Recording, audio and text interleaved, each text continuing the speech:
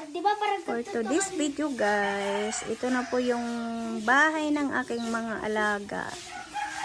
Nagawa ko na muna sila ng bahay kasi natuto na silang mambugbog dito kahit magkakadugo lang sila.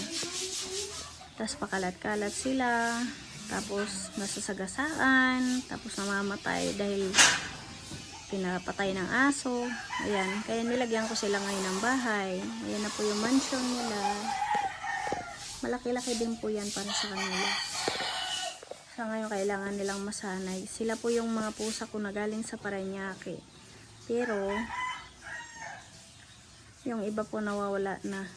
Gawa ng mga gala na.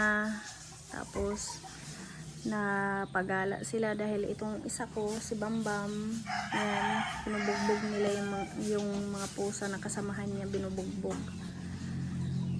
Natuto na rin siya mambugbog gawa ng may pusa din dito na nabubugbog, kaya yan, naging violente na rin siya.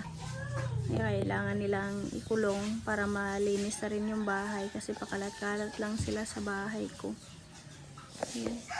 Dito po ako ngayon sa balcony kaya hindi ako makaano. Dito sa kanilang kuan. Doon yung marami. Sinama muna namin yung mga baby, mga babae po doon. Dito naman sa gitna, yung mga lalaki, kulang yung lalaki sa babae. Tapos yung itong nag-iisahan dito, ayan po yung palabugbog.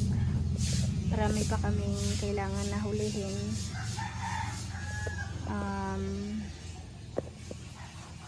Hinahanap namin dahil